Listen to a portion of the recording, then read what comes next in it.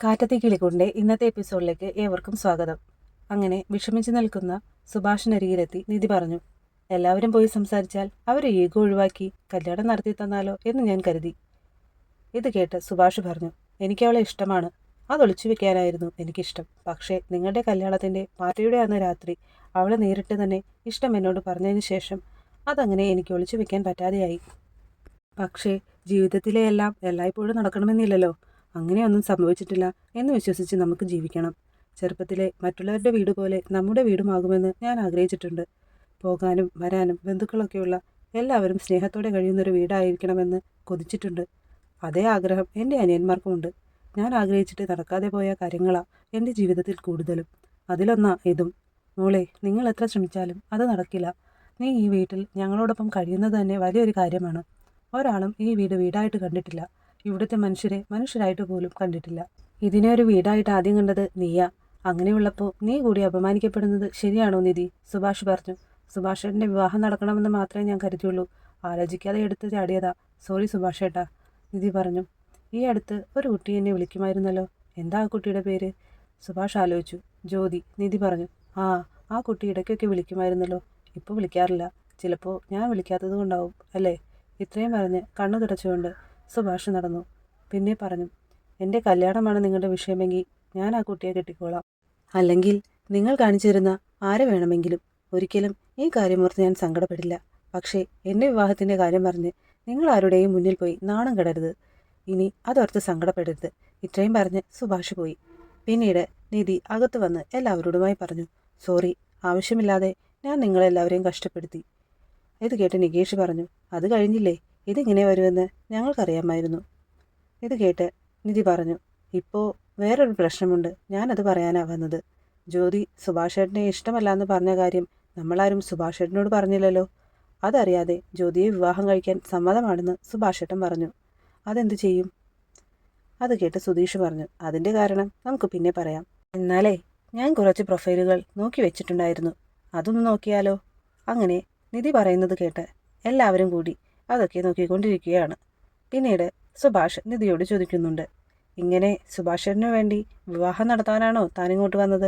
വീട്ടിൽ നിന്ന് പോരുമ്പോൾ എന്തൊക്കെ സ്വപ്നങ്ങളായിരുന്നു?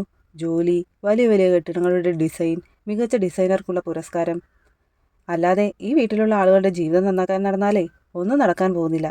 ഇയാളുടെ സ്വപ്നങ്ങളും പ്രതീക്ഷകളും ഞങ്ങൾക്ക് വേണ്ടി തുലച്ചു കളയാനുള്ളതല്ല. ഇവിടുത്തെ എല്ലാ കാര്യങ്ങളും തീർത്തിട്ട് ആലോചിക്കാൻ നിന്നാലേ എപ്പോഴും അത് മാറ്റിവെക്കാനേ സമയം കാണൂ. അത് മറക്കരുത്, സുധീഷ് പറഞ്ഞു. ആ പറഞ്ഞത് നിധിക്ക് ഇഷ്ടപ്പെട്ടു. പിറ്റേന്ന് സുനന്ദയുടെ വീട്ടിൽ പോയി പെണ്ണ് ചോദിച്ചതിന്റെ ദേഷ്യത്തിൽ ആരോടും മിണ്ടാതിരിക്കുന്ന ഭാസ്കരന്റെ പിണക്കം മാറ്റാൻ നിധി ചായയുമായി ചെന്നു.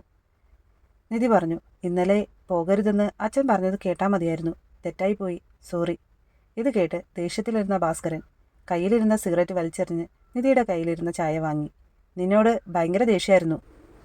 രാവിലെ ചായ കുടിക്കാൻ കടയിൽ പോയപ്പോൾ 2 വട വാങ്ങി. ഒറ്റയ്ക്ക് തിന്നാൽ മതി, ആ വാനരന്മാർക്ക് കൊടുക്കണ്ട. ഇത്രയും പറഞ്ഞ് ഭാസ്കരൻ അത് നിധിക്ക് കൊടുത്തു. നിധിക്ക് വളരെ സന്തോഷമായി. പിന്നീട് എല്ലാവരും കൂടി സുഭാഷിന് വേണ്ടി പുതിയ കുട്ടിയെ നോക്കിയ കാര്യം സുഭാഷിനോട് പറയാൻ തീരുമാനിച്ചു. സുഭാഷിനോടത് പറഞ്ഞപ്പോൾ ജ്യോതിയെക്കുറിച്ച് സുഭാഷ് ചോദിച്ചു. ജ്യോതിക്ക് ഭയങ്കര ദേഷ്യമായതുകൊണ്ട് 2 സ്ഥലത്ത് നിന്ന് ജോലിയിൽ നിന്ന് പിരിച്ചുവിട്ടെന്നും ആ കുട്ടി സുഭാഷ് ചേട്ടന് ചേരില്ലെന്നും സുധീഷ് പറഞ്ഞു. ഇത് കേട്ടപ്പോൾ തന്നെ സുഭാഷിന് കാര്യം പിടികിട്ടി. പിറ്റേന്ന് പണിക്ക് പോകാനിറങ്ങിയ സുഭാഷിനോട് നിധി ചോദിച്ചു, നമുക്ക് ആ പെണ്ണ് കാണാൻ പോയാലോ സുഭാഷ് ഏട്ടാ? ഇത് കേട്ട് സുഭാഷ് പറഞ്ഞു, പോകാം, സമയമുണ്ടല്ലോ. എന്നും ഇങ്ങനെ പെണ്ണ് കാണാൻ പോകാൻ പറ്റില്ലല്ലോ. എല്ലാവർക്കും ജോലിയും തിരക്കുമൊക്കെ ഉള്ളതല്ലേ. നമുക്ക് പതിയെ സാവകാശം നോക്കാം. ഇത്രയും പറഞ്ഞ് സുഭാഷ് പണിക്ക് പോയി. പിന്നീട് അമ്പലത്തിൽ വെച്ച് സുനന്ദയും നിധിയും തമ്മിൽ കാണുന്നുണ്ട്. നിധി സുനന്ദയോട് ചോദിച്ചു, എന്നും അമ്പലത്തിൽ വരുമോ? വഴിപാടുണ്ട്, അമ്മയ്ക്കും എനിക്കും. അമ്മയ്ക്ക് കല്യാണം നടത്താനും ഞാനത് മുടക്കാനും. നിങ്ങൾ വീട്ടിലേക്ക് വരാൻ പാടില്ലായിരുന്നു. സോറി, ഞാൻ കാരണം നിങ്ങൾക്ക് നാണക്കേടായി, സുനന്ദ പറഞ്ഞു. ഞങ്ങളുടെ ഭാഗത്തുനിന്ന് ശ്രമിച്ചു നോക്കിയെന്നേ ഉള്ളൂ. ഞാനാ എല്ലാവരോടും പറഞ്ഞങ്ങോട്ട് വന്നേ. ഇപ്പോൾ അത് വേണ്ടിയിരുന്നില്ലെന്ന് എനിക്കും തോന്നുന്നുണ്ട്, നിധി പറഞ്ഞു.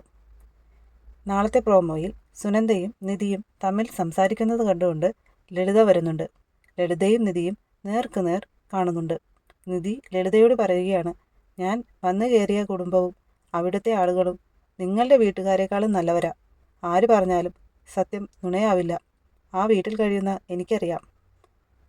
കൂടാതെ നിധിയും സുഭാഷും നിതീഷും ഹരീഷും കൂടി സുഭാഷിനു വേണ്ടി നോക്കിയ പെണ്ണിനെ കാണാനായി ഒരു വലിയ റെസ്റ്റോറൻറ്റിൽ വെയിറ്റ് ചെയ്യുകയാണ്.